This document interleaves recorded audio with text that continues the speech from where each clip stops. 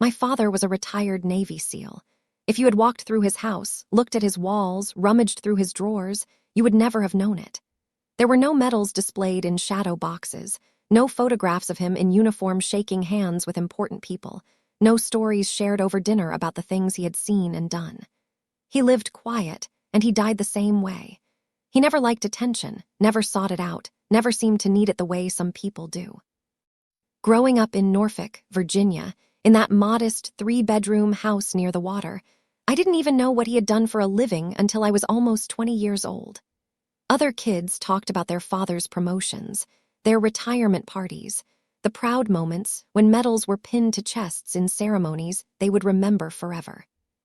My father fixed the fence when it broke, paid his bills early every month without exception, and drank his coffee at exactly 6 every morning while watching the sun come up over the backyard. He worked part-time at a marine supply store after he retired, sorting rope and helping customers find the right parts for their boats. He told me once that he liked the smell of rope and salt, that it reminded him of something he couldn't quite name. I realize now that it reminded him of everything he couldn't talk about. He never once told me about combat, not a single story, not a single hint about the things he had experienced in the dark places where our country sent its best and most capable people.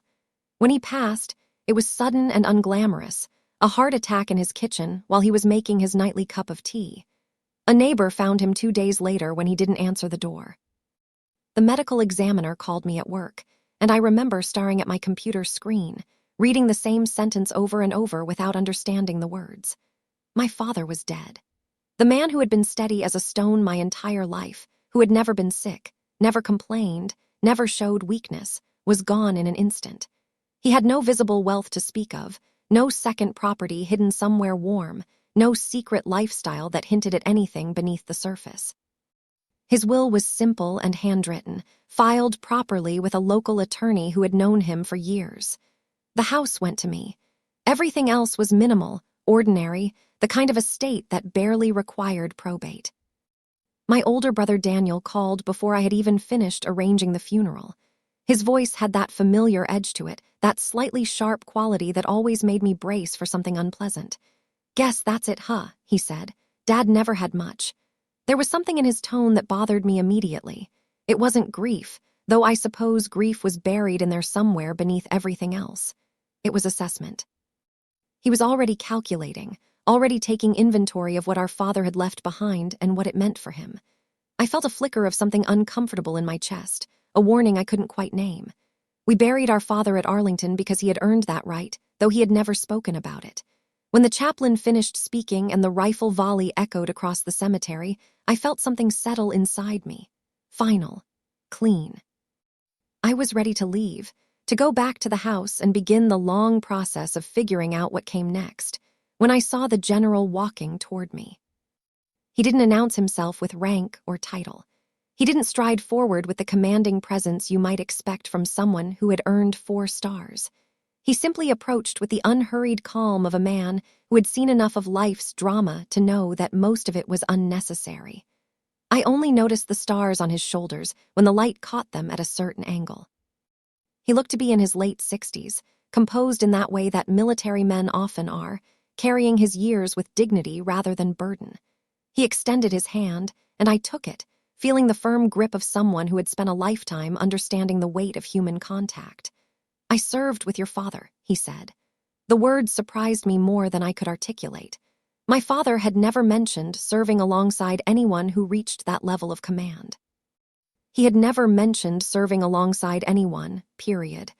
The general glanced at the headstone, then back at me, and I saw something in his eyes that looked like respect or maybe understanding. "Fly to Geneva," he said. "Give them your father's name. They'll understand." No explanation followed. No dramatic pause for effect. No hint about what I might find on the other end of that journey.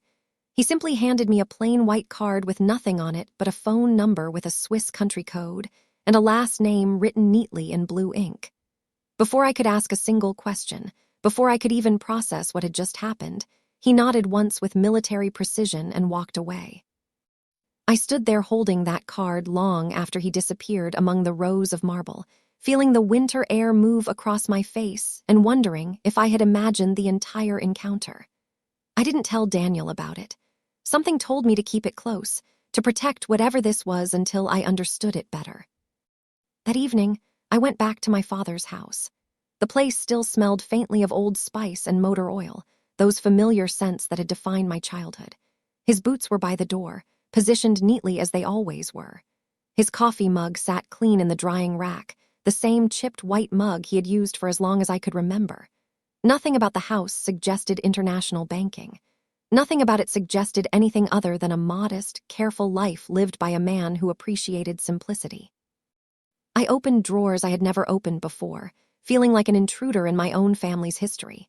Old tax returns, insurance documents, receipts from hardware stores, everything ordinary, everything small. But then I found his passport tucked in the back of his closet, hidden inside a weathered shoebox that looked like it had traveled more miles than any shoe ever had. The pages were thick with stamps. Switzerland, France, Germany, Italy, dates going back almost 20 years. Trips I never knew he took, places I never knew he visited. I sat on the edge of his bed and tried to make sense of what I was seeing. Daniel called again that night, his voice filling the quiet house with its familiar tension. "So what's the plan?" he asked. "You selling the house? It's not even been a day," I said. "I'm just saying if there's anything left, we should divide it clean." There it was again. Clean, efficient, transactional. He wasn't asking about our father's memory or what we might want to preserve. He was asking about assets, about what he could claim, about what he felt entitled to receive. He didn't leave much, I told him, and I heard Daniel exhale sharply on the other end of the line. "Yeah, that sounds like him," he said, but there was resentment in his voice, old and worn in like a groove cut into a record that had been played too many times. After I hung up, I looked at the Swiss phone number again. I wasn't someone who chased mystery. I worked as a compliance officer for a shipping company, a job that required precision and attention to detail, not adventure. I lived a careful life, measured and predictable, but something about the way the general had spoken didn't feel dramatic or theatrical. It felt procedural, like he was passing along instructions that had been waiting for someone to receive them. I called the number the next morning, my hands steady even though my heart was beginning to understand that everything was about to change. A woman answered in precise, accented English, her tone professional and unhurried. I gave her my father's name, just his name, nothing else. There was a pause longer than the first, the kind of pause that holds weight. "Yes," she said finally, "we have been expecting you." My heart didn't race at those words. It slowed, settling into a rhythm that felt almost calm. She asked when I could travel. I told her I would need time. "That is understandable," she said. "When you arrive, please bring identification and a copy of the death certificate. No mention of money, no mention of accounts or assets or anything that might explain what I was walking into. Just calm expectation, as if this moment had been scheduled on a calendar somewhere long before I knew to look for it." After I hung up, I walked through the house again, seeing it with new eyes. I noticed details I had ignored before, or maybe details I had seen without understanding. A locked file cabinet in the garage that I had never thought to question. A small safe in the hall closet that I had never seen opened. My father had lived modestly, quietly, but not carelessly. He had lived with intention, with layers of meaning I had never thought to explore. That afternoon, Daniel texted me. "Make sure you don't do anything stupid with the estate." I stared at that message for a long time, feeling something harden in my chest. For years, Daniel had struggled financially. Credit cards maxed out, business ideas that never quite worked the way he promised they would, schemes and investments that always seemed to collapse just when success seemed certain. Dad had helped him more than once, quietly, without judgment, without making him feel small. I suddenly wondered if Dad had been preparing for something all along, if he had seen something in Daniel that I had refused to see. That night I booked a ticket to Geneva. I didn't tell anyone, not Daniel, not my friends, not the people at work who would wonder why I was taking sudden personal leave. As the confirmation email appeared in my inbox, I realized something important. My father had not died with nothing. He had died with instructions. And for the first time in my life, I felt like I was stepping into a part of him he had never shown anyone, not even me, maybe not even himself until the very end. I told Daniel I was meeting with Dad's attorney to wrap up paperwork. That was enough to keep him calm for a few days, to give him the illusion that everything was proceeding normally, while I prepared to discover what normal had actually meant for my father. He lived 2 counties over near Richmond and rarely drove down unless he thought there was something to gain. The morning before I left for Geneva, he showed up anyway. He didn't knock the way he used to when we were kids, the polite tap that announced a visitor. He tapped twice and let himself in like the house already belonged to him, like he was checking on an investment.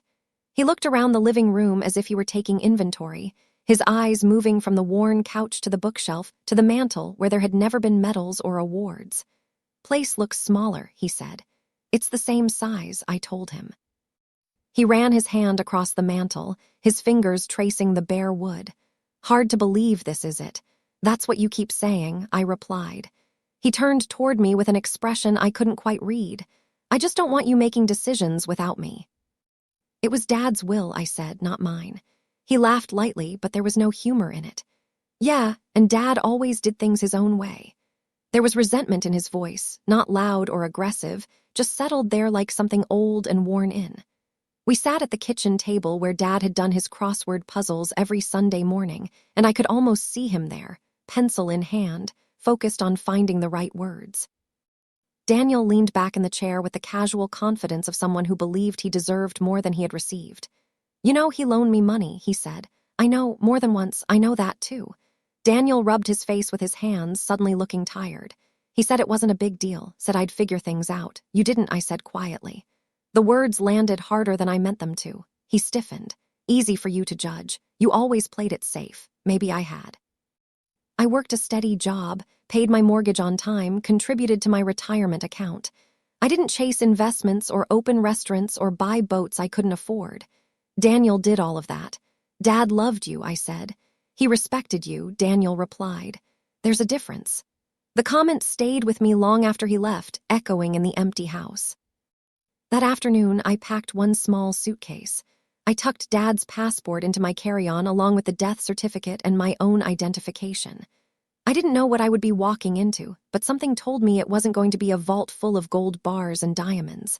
Dad didn't live like that. He didn't think like that. Whatever waited in Switzerland, it would be something else entirely. The flight was long and quiet. I had time to think about the years we barely spoke after Mom died, about how Daniel drifted away first and I stayed behind, about how I visited Dad every Sunday and brought groceries and listened to him talk about fishing and weather and nothing at all. He never once mentioned Switzerland. He never once hinted at anything beyond the life I could see. When I landed in Geneva, it didn't feel glamorous the way cities sometimes do when you arrive for the first time. It felt clean, efficient, quiet in its own way, like it had been designed by someone who understood that noise wasn't the same as substance. The cab driver didn't speak much English, and I didn't try to force conversation. The streets were narrow and tidy, the buildings old but well-maintained, the lake gray under a winter sky that matched the stone facades. The bank building was understated, no flashy signs announcing its presence, no dramatic architecture demanding attention. Just stone and glass and an entrance that looked like it had been there for a century and would be there for a century more. Inside, everything moved at a careful pace. The reception area was quiet, populated by a few people speaking in hushed tones. I gave my father's name at the reception desk, and the woman behind it didn't react with surprise or recognition. She simply made a call, spoke a few words in French, and within minutes, a man in a dark suit approached me with the measured stride of someone accustomed to important meetings. "Miss Turner," he asked. "Yes, please come with me."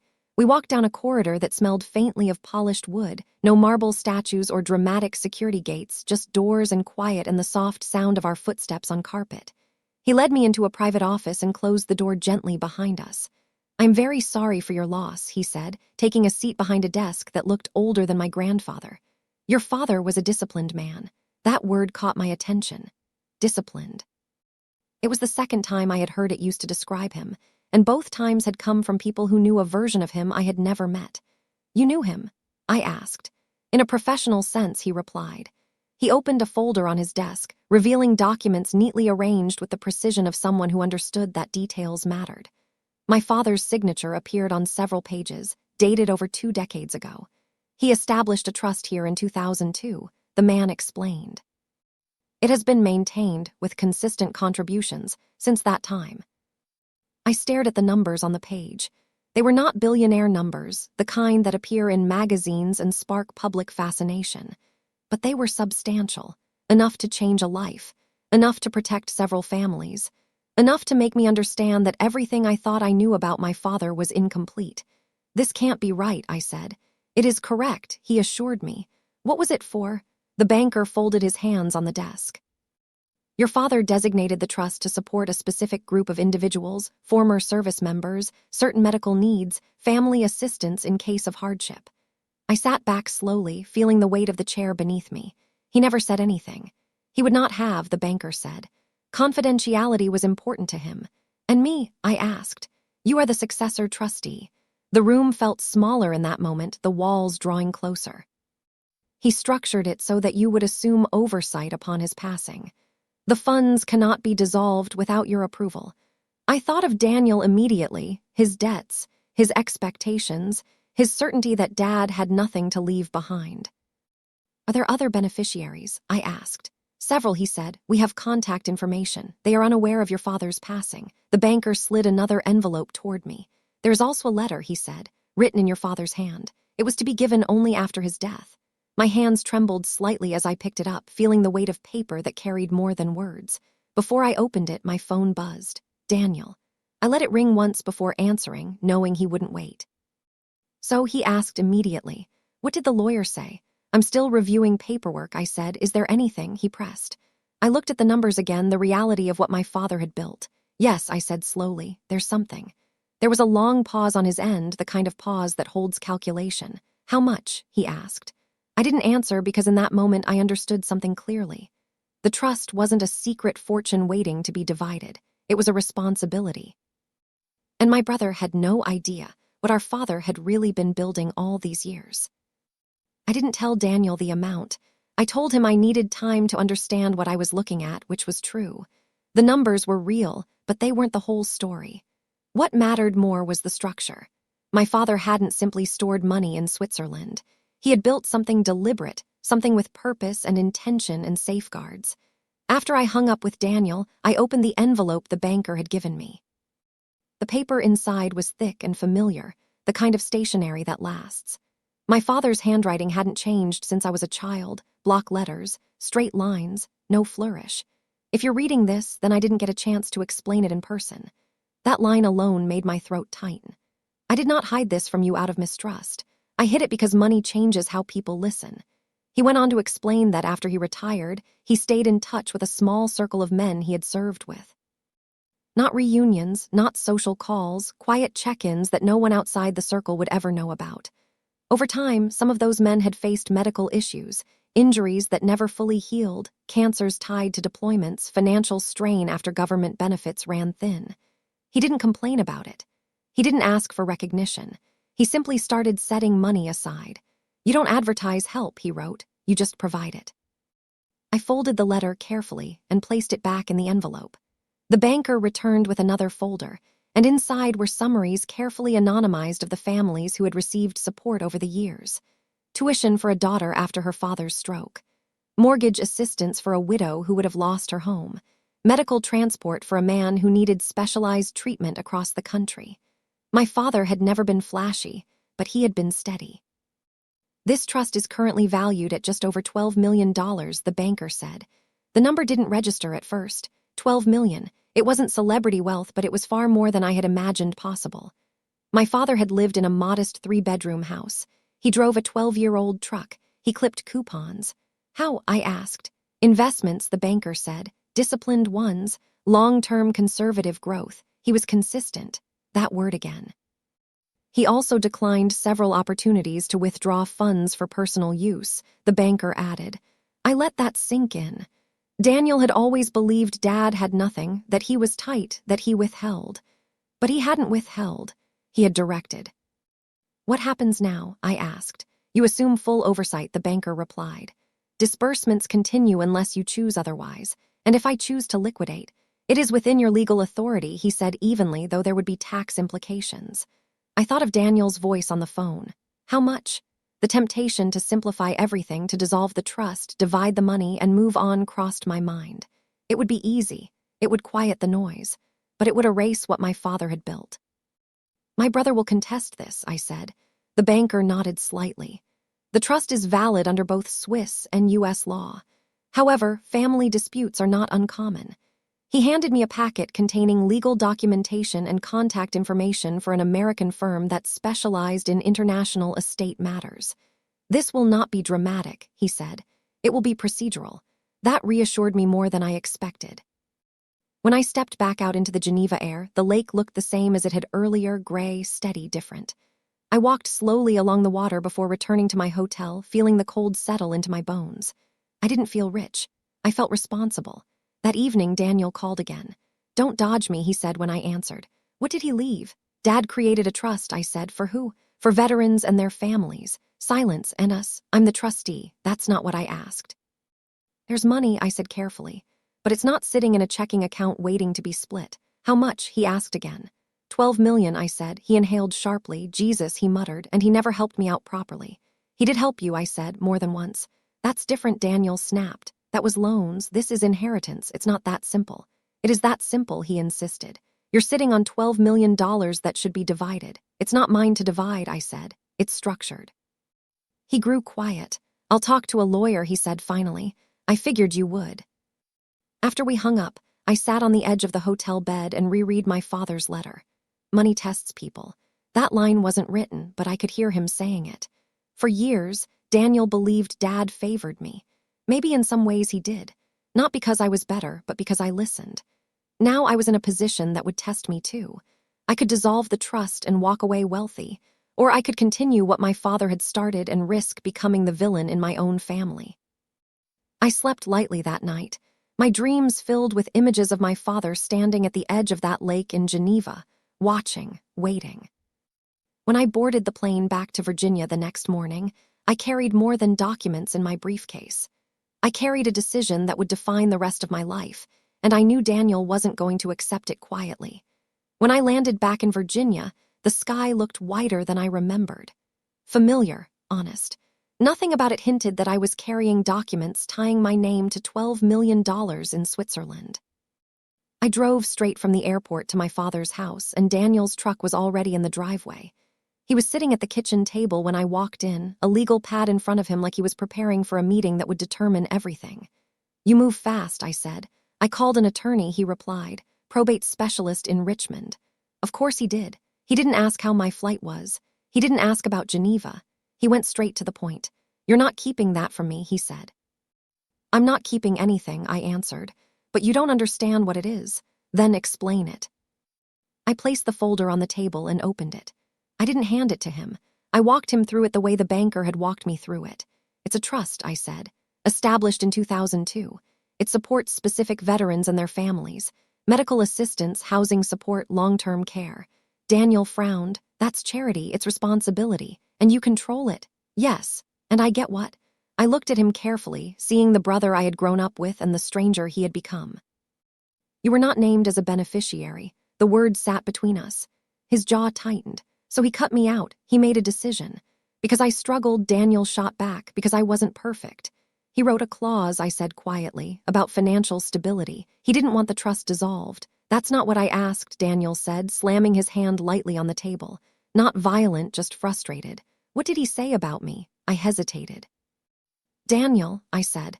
He said he had already given you what he could. Daniel laughed once, short and sharp, so that's it. I get nothing. You got help, I said multiple times. That was different. Yes, I said, it was. He stood up and paced the kitchen, and I could feel the old patterns of our childhood rising between us. You always thought you were better, he said. I never thought that.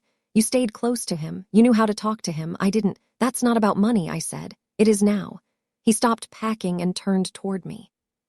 My lawyer says international trusts can be challenged, especially if assets weren't disclosed properly in the will. They were disclosed, I said. The existence of the trust was referenced. The contents weren't itemized. That's standard. You sound like you've already prepared your defense. I prepared for responsibility. That word again. Daniel's eyes narrowed. So what are you going to do? Keep running his little secret foundation while I'm drowning. I didn't say that. Then what? That was the part I hadn't said out loud yet. There was a secondary clause in the trust. If I chose, I could allocate a defined percentage annually for direct family stabilization, provided it was structured, documented, and conditional. Dad had thought of everything. He hadn't cut Daniel off. He had set boundaries. I can create a structured support plan, I said carefully. Debt counseling, financial oversight, controlled distributions tied to accountability. Daniel stared at me like I had insulted him. You want to manage me? I want to protect what Dad built. You think I'll agree to that? No, I said honestly, I think you'll fight it. And you're okay with that? No, but I'm not dissolving the trust. The room went quiet. Outside, a neighbor's dog barked once and stopped. Daniel picked up his jacket. You're choosing strangers over your own brother, he said. I'm choosing what Dad intended. He looked at me for a long moment. There was anger there, but underneath it something else. Hurt, old hurt. You always wanted his approval, he said. No, I answered. I wanted his trust. Daniel left without slamming the door, but his silence was louder than any noise he could have made. That night, I sat alone at the kitchen table and reread the trust documents. Dad hadn't written them in emotional language. Everything was measured, structured, predictable. He had known this moment would come. He had known money would test us. The next morning, I received notice from Daniel's attorney, a formal request for full disclosure of the trust, citing potential undue influence and lack of transparency. It had begun. Not a dramatic courtroom battle, not shouting, just paperwork. Procedure. I hired an older attorney in Norfolk named Thomas Reeves. Gray hair, Navy veteran, calm voice that seemed designed to steady people who were unsteady. He reviewed everything carefully, turning pages with the patience of someone who had seen many documents in his career. This is solid, he said. Your father was thorough. He expected this, I replied. Thomas nodded. Families don't fall apart over money. Money just reveals what was already there. I thought about that long after I left his office. Daniel wasn't evil. He wasn't greedy in a cartoon sense. He was resentful. And resentment mixed with $12 million is a dangerous thing. I drove back to Dad's house that evening and stood in the living room where there had never been medals on the wall. He had lived quietly. Now his quiet life was making noise, and I was the one who had to decide how loud it would get. Daniel filed within 3 weeks. It wasn't dramatic. No shouting on the courthouse steps, just a formal petition in the Circuit Court of Norfolk, challenging the validity of the trust and questioning whether Dad had properly disclosed his foreign holdings. Undue influence, lack of transparency, failure to provide equal distribution to heirs. Legal language has a way of turning family into categories. Thomas Reeves called me the morning the papers were served. This is standard, he said calmly. He's testing the structure. Will it hold? I asked. Yes, Thomas said. If what you showed me is complete, it will hold. That word again. Hold. The first hearing was procedural. We sat in a plain courtroom with beige walls and fluorescent lights that buzzed faintly. No television cameras, no reporters, just a judge, 2 attorneys, a clerk, and a handful of people waiting for their own cases to be called. Daniel sat at the opposite table. He didn't look at me at first. He looked tired, older than I remembered. When our case was called, the judge adjusted her glasses and reviewed the filing. Daniel's attorney argued that the Swiss trust had been structured in a way that unfairly limited Daniel's access to what should have been inheritance under Virginia law. Thomas responded steadily. The trust predates any relevant claim by 20 years, he said. It was legally established, properly funded, and referenced in the decedent's will. There is no evidence of undue influence. I listened to the words without reacting. This wasn't a fight. It was an audit.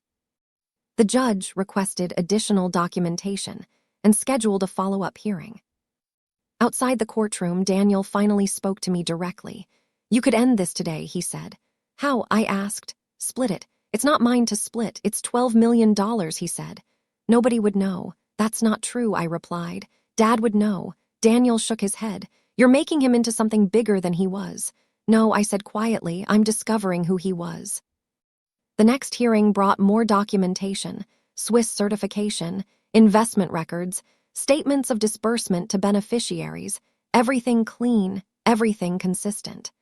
Thomas handled it with the patience of someone who had seen families fracture before. On the third appearance, something unexpected happened. The 4-star general appeared. He didn't make an entrance. He walked in quietly and took a seat behind us until Thomas called him as a witness. He testified calmly. No theatrics. I served with Mr. Turner, he said. He was a man of discipline and integrity. I was aware of his intention to establish long-term support for specific service members. Daniel's attorney tried to imply that the general had influenced my father in creating the trust. The general didn't raise his voice. No one influenced him, he said. If anything, he influenced others. There was a subtle shift in the room after that. Authority, when it's steady, carries weight. After the testimony, the judge recessed briefly. When she returned, her ruling was measured. The trust is valid, she said. It predates any alleged conflict. There is no evidence of undue influence. The petitioner's claim is dismissed, just like that. No dramatic gavel slam, no applause, dismissed. Outside the courthouse, Daniel didn't speak to me at first. He stood beside his truck, staring at the pavement. You really weren't going to bend, he said finally. You'd rather let me lose publicly. I didn't make you file, I said. He looked up at me then, and for the first time, the anger seemed thinner. He never trusted me, he said quietly. That's not what this was about. It feels like it. I didn't argue because in some ways he was right. Dad had trusted me with oversight. That didn't mean he didn't love Daniel, but trust and love are not always distributed the same way. I'm not your enemy, I said. Daniel gave a tired half-smile. Feels like you are. He drove off before I could respond. That night, I returned to the house and opened the safe in the hallway closet. I had found the combination earlier in one of Dad's notebooks, written in the same block letters as everything else. Inside were only 3 things: a folded American flag from a ceremony years ago, a photograph of Dad with 3 other men, none wearing uniforms, and a small note in his handwriting. Steady wins. That was all. No speeches, no instructions about revenge, just steady. Daniel had lost the case publicly, yes, but more than that, he had lost the illusion that Dad's quiet life meant small. The trust remained intact. The beneficiaries would continue receiving support, and I now had full authority to shape how the family portion of it would be handled. Winning in court felt less satisfying than I expected. It didn't feel like victory. It felt like responsibility confirmed. But responsibility isn't loud. It's steady. Winning in court didn't fix anything. It only settled the paperwork. For a week after the ruling, Daniel didn't call. No texts, no emails, just silence. I continued working with the Swiss office to ensure the next round of disbursements went out on schedule. Medical bills, tuition payments, mortgage assistance. Life moved forward the way it always does. But something in me kept returning to one line in Dad's letter. You don't advertise help, you just provide it. Daniel wasn't one of the named beneficiaries, but he wasn't excluded from humanity either. I drove to Richmond on a Thursday afternoon. His townhouse looked the same as always. Grass slightly too long, porch light burned out. His truck was in the driveway. He opened the door slowly when I knocked. I figured you'd come eventually, he said. Can I come in? He stepped aside. The place smelled like coffee and old carpet. Bills were stacked on the kitchen counter, and I didn't comment on them. We sat at his small dining table. I'm not here to argue, I said. Then why are you here? Because this isn't about winning. He gave a faint, skeptical smile. Feels like it was. I'm not dissolving the trust, I said. That part is final, I figured. But Dad built a provision for family stabilization, structured, controlled, accountable. Daniel leaned back in his chair. So what does that mean for me? It means I can allocate funds annually for you if you agree to financial counseling and oversight. His jaw tightened. You want to monitor my spending. I want to prevent the cycle. I'm not a child. No, I said, you're my brother. The room went quiet. I reviewed Dad's records. I continued. He paid off your credit cards twice, covered your business loan once, helped with the down payment on this place. Daniel looked away. He never made me feel small about it, he said. I'm not trying to. Then why the conditions? Because he believed in boundaries, I said. So do I? Daniel stared at the table. You think I can't manage money? I think you haven't yet. It wasn't cruel. It was factual. He exhaled slowly. I wanted him to be proud of me, he said quietly. I know, he never said it. He didn't say it to me either, I said. He showed it. Daniel's eyes were glassy now, though he didn't cry. You got the trust, he said. That says enough. No, I said gently. It says he trusted me to protect it. That's different. We sat there for a long moment. I'm offering you this, I said. Structured debt repayment, a financial advisor paid for by the trust. A capped annual distribution tied to progress. No lump sum, no blank check. And if I say no, then nothing changes. He nodded slowly. You'd really walk away. I already did once, I said, in court. That wasn't revenge. It was reality. Daniel leaned forward, elbows on the table. I don't want to be the guy who sued his sister over money, he said. Then don't be. He gave a tired laugh. You always talk like Dad. I learned from him. We spent the next hour reviewing numbers. What he owed. What it would take to stabilize his situation over 5 years instead of 1. It wasn't glamorous. It was spreadsheets and discipline. When I stood to leave, Daniel walked me to the door. You really went to Switzerland, he said. Yes. And he really built all that. Yes. He shook his head slowly. I thought he was small, he admitted. He wasn't. Neither of us said more. As I drove back to Norfolk, I realized something important. Revenge isn't always about crushing someone. Sometimes it's about refusing to let resentment dictate the outcome. Daniel had tried to force the trust open. Instead, he was now stepping into structure. Not because I humiliated him, but because I didn't. Dad had lived quietly. I was beginning to understand why. A year after the court dismissed Daniel's claim, we stood together at Arlington. Not because the trust required it, not because anyone asked us to, because it felt right. The headstone looked the same as it had the day the general told me to fly to Geneva. Clean, simple, no extra inscription, just his name, rank, and dates. Dad never liked decoration. Daniel had aged in 12 months, not physically, but in posture. The sharp edge in him had softened. He had completed his first year of financial counseling, paid down nearly half his debt, sold the second truck he didn't need, closed the credit lines that used to feel like lifelines. He hadn't become perfect. He had become steady. The trust continued exactly as Dad designed it. Medical payments went out quarterly. 2 children of former teammates started college that fall.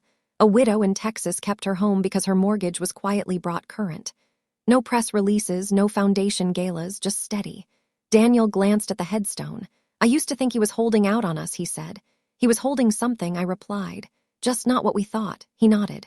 Do you ever wish you'd just split it? No. He looked at me carefully. Even when I sued you, especially then. That earned a small smile. We stood there a while longer. The wind moved the flags the same way it had on the day of the funeral. Some things don't change. They don't need to. Before we left, Daniel cleared his throat. I was wrong, he said, about him, about you. I know, I answered. He didn't say more, he didn't need to. On the drive back, I thought about the first time I opened Dad's letter in that quiet office in Geneva. Money changes how people listen. He was right. For a few months, Daniel only heard numbers. So did I, if I'm honest. 12 million can make your pulse quicken. But over time, the number faded. What remained was structure, responsibility, legacy. Dad hadn't left me wealth to enjoy. He left me a standard to maintain. There were nights over the past year when I felt overwhelmed. The paperwork, the oversight, the careful decisions about who qualified for assistance and how much to release. But every time I felt tempted to simplify it, sell assets, reduce complexity, turn it into something easier, I thought about the way he lived. No medals on the wall, no stories, just steady. Daniel now meets with his advisor once a month. He sends me updates voluntarily, not because I demand them, because he chooses to. We still disagree sometimes. We still have history. But we no longer have resentment sitting at the center of the table. The trust will continue long after I'm gone. It's structured that way. The Swiss office has succession protocols, legal safeguards, layers of review. Dad thought in decades, not months. That's something I didn't understand when I was younger. I used to think loud success mattered more. Bigger houses, faster promotions, public recognition. Now I see it differently. Steady wins. If you've ever sat at a kitchen table after a funeral and wondered what someone really left behind, you know what I mean. It's rarely just money. It's patterns, it's discipline, it's the example you choose to follow or reject. My father was a retired Navy SEAL. No medals on the wall, no stories. He lived quiet, died the same way. But he didn't leave quietly. He left instructions, and he trusted me to follow them. If this story made you think about someone in your own life, someone who lived steady instead of loud, take a moment today to honor that. Call them if you can. Forgive them if you need to. Learn from them while there's still time. And if you believe strength doesn't have to shout to matter, I hope you'll stay with this channel. Share your thoughts below. Tell me what steady has meant in your life. Because sometimes the greatest legacy isn't what you inherit. It's what you're trusted to protect.